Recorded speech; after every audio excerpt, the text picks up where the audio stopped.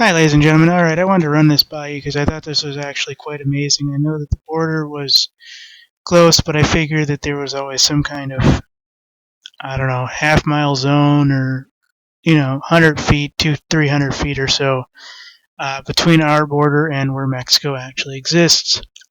And Weird World on Facebook actually had this a couple days ago. U.S. firefighters in Arizona are actually fighting fire across the border in Mexico. And this is one of those, don't tell Trump stories.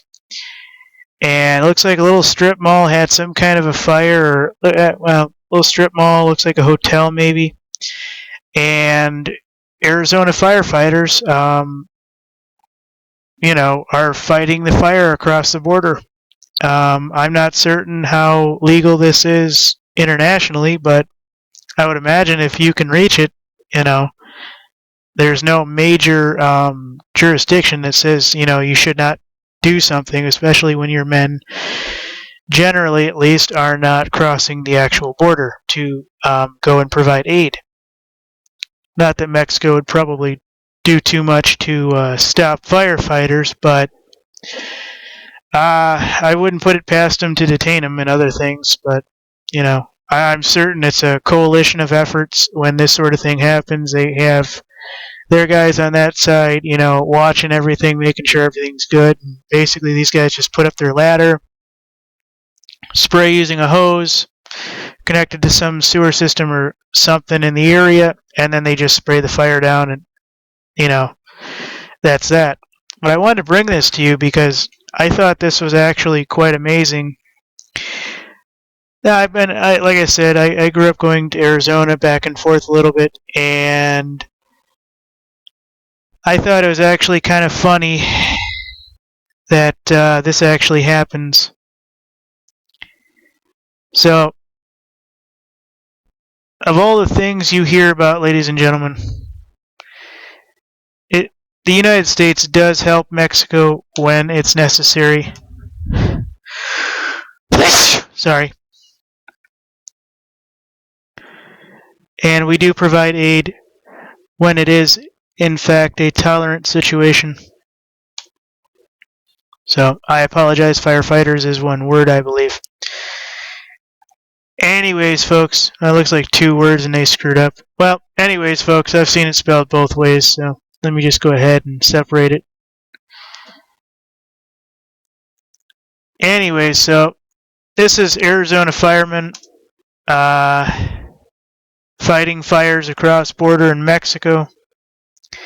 And I thought this was absolutely amazing that we actually do this for them, even though they probably would not do the similar situation to us or for us in the United States, especially without some of their guys coming over, among other things. What I'm amazed by is, remember that a while back we had all those guys in America help fixing the lines, and Mexico sent like 8,000 linemen, electricians, to help out in that major disaster we had. And I think something like 25 to 35 of those guys never showed up back to work. And that story was never really, told as to what actually happened. So, I don't know, ladies and gentlemen, I just kind of find this weird, and I decided to put this up. And, this is a don't tell Trump story. I guarantee you he would have taxed him.